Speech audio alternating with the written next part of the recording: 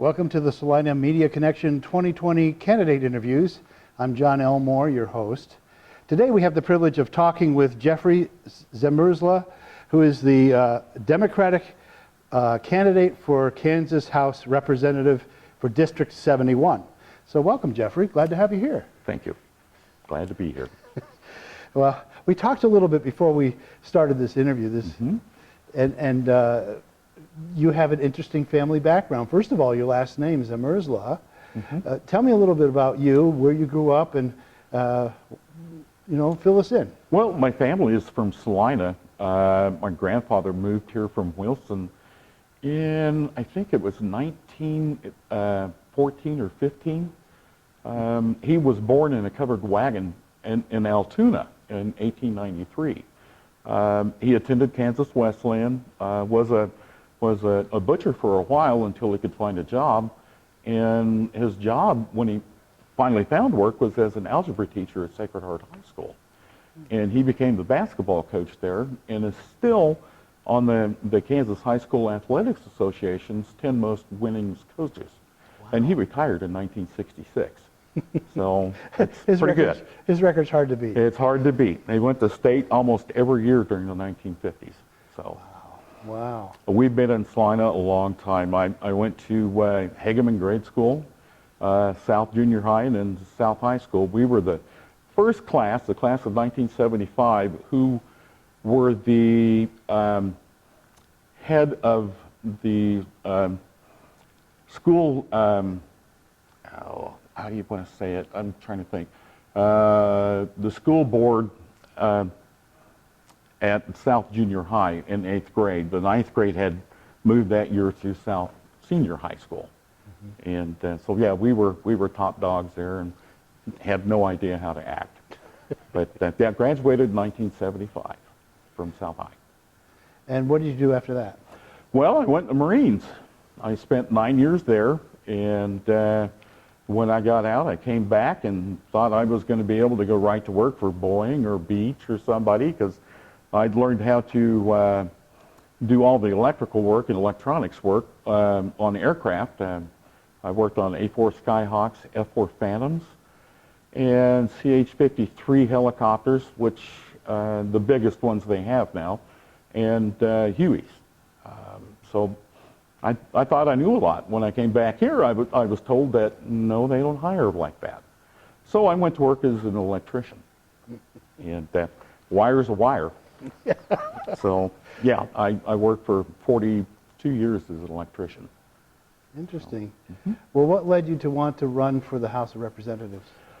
Well, politics has been sort of a passion of mine for a great number of years. The first campaign I volunteered for, I probably have to say, was Tom Sawyer's when he ran for governor. And it's been a couple years back. So it's been almost 30 years that I've been hanging around politics. I've worked on campaigns for Nancy Boyd in the 2nd District. I was the county chair for the Democratic Party for Shawnee County, Topeka, for 4 years. And when I retired from private work, I worked at the VA, I moved back to Salina.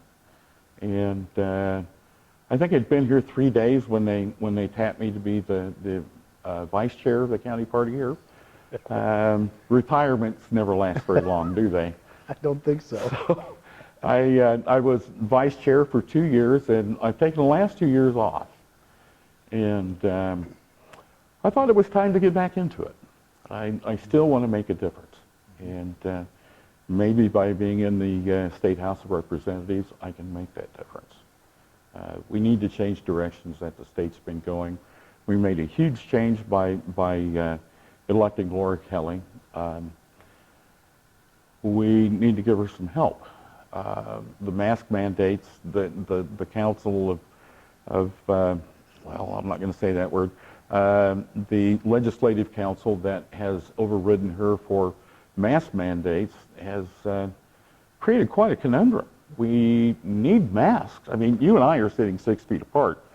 But yesterday when I went into several stores here in town, it was hard to find people that were wearing masks.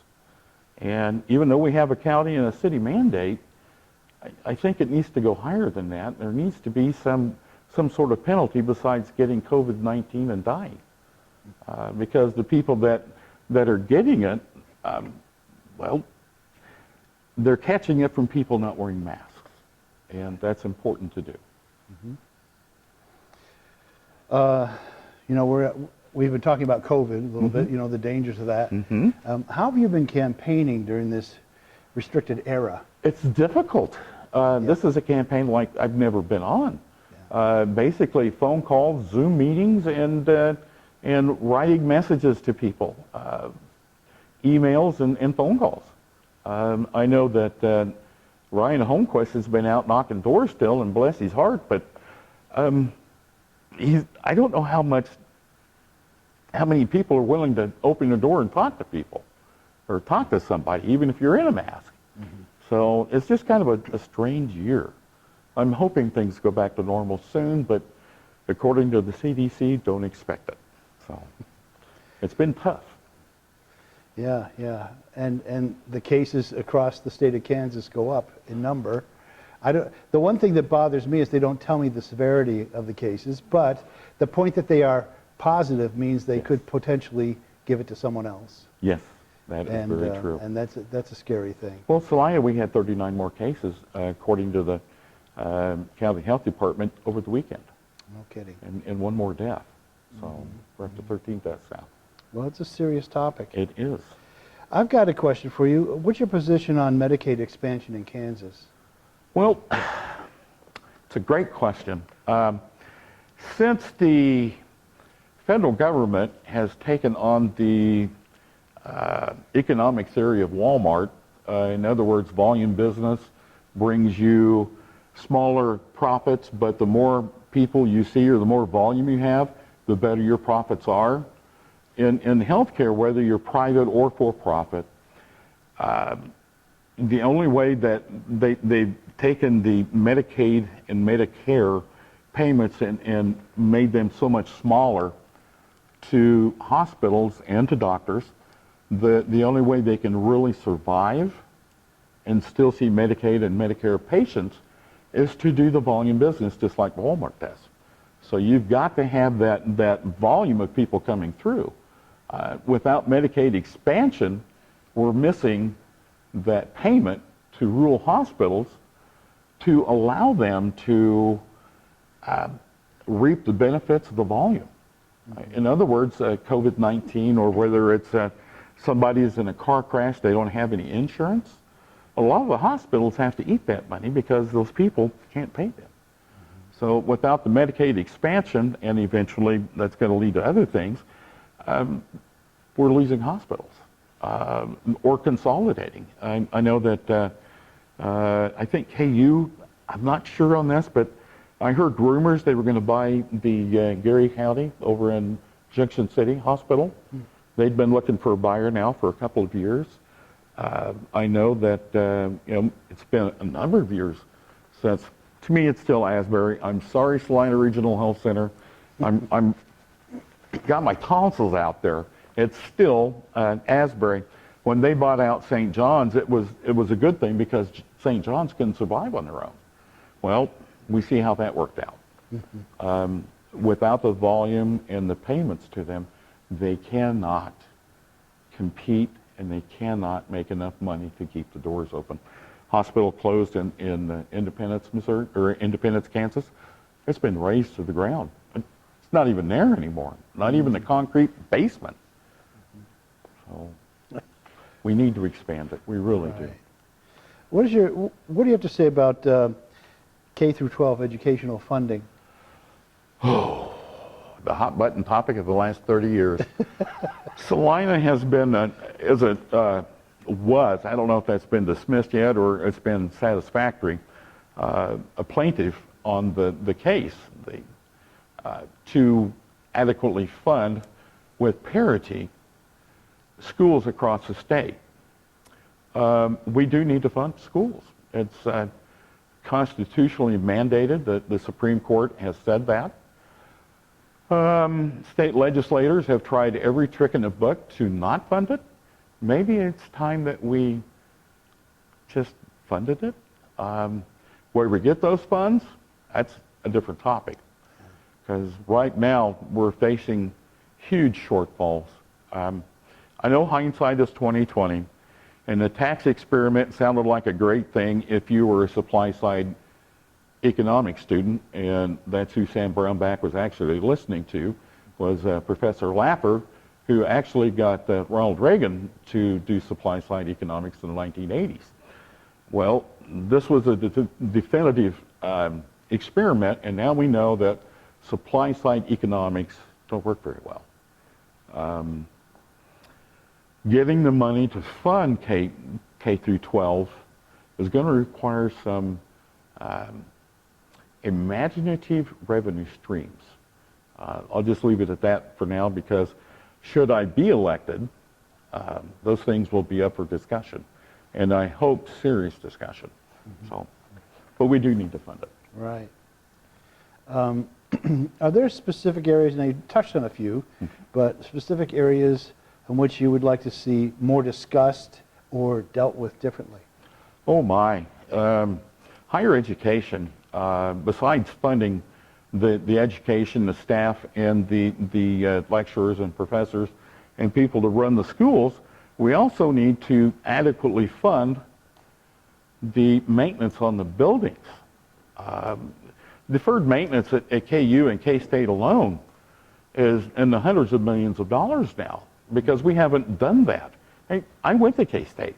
I know what the campus was like then, and it still looks the same. And that's been a long time ago. Yeah. So we need to do that maintenance, because what was that old commercial? You can pay me now or you can pay me later. Well, if you pay later, the cost isn't any cheaper, it's more expensive. So does it make sense to keep deferring it? I don't think so. I think we need to take care of it now. Good. And again, funding for it is going to require some imagination. What else should we be paying more attention to in the state legislature? Oh my. Well, that's a very good question. I can think of a number of topics. The state school board, they're trying to figure out how to make things work in a COVID environment. And part of the problem is, and I know the governor has come up with this expanding broadband into rural areas, which, let's face it, even Salina is considered a rural area. We need broadband for those kids to be able to distance learn. We've got to have it sooner rather than later. Getting private enterprise in here to do that is a challenge. If they don't see enough profit in it, they're not going to do it. A business needs to see a return on investment quickly enough to make it worth their while to come in and do it. So does that mean we need to subsidize it? Does that mean that they need to charge outrageous rates until it's paid for, then it can drop? I don't have an answer, but I am willing to listen. One of the things the governor said when they announced this broadband initiative was that for some of the new road projects that were upcoming, either rebuilding them or repairing them or whatever, they were going to lay some fiber optics cable in the same dig to save money in the future. That's a really good idea. It's smart. I know as an electrician, we used to run 10% more conduit on a job than we were required to, because we knew in the future, before we finished that job, somebody was going to say, hey, I forgot something. And might as well do it, you're already there. So it's just sound business. Yes, it is. So, And what else is on your mind about the way the state's doing things? well, other than schools, K-12, Medicaid expansion, we've talked about that. I would like to see tuition rates come down. I went to K-State, I think it was $65 a credit hour. I don't know what it is now, but I bet it's over 200. Probably approaching 300. That was graduate school. I know my daughter's going to Washburn, and it's over 300, and that's undergraduate. And Washburn, most people don't realize, It is the only city-owned college in the United States. Wow. It is. It's owned by, and they're not a Board of Regents school, but they are governed by the Board of Regents because they're owned by the city of Topeka. So I'd almost like to see them become a Board of Regents school, but that's a discussion for another time. Sure. So. Yeah.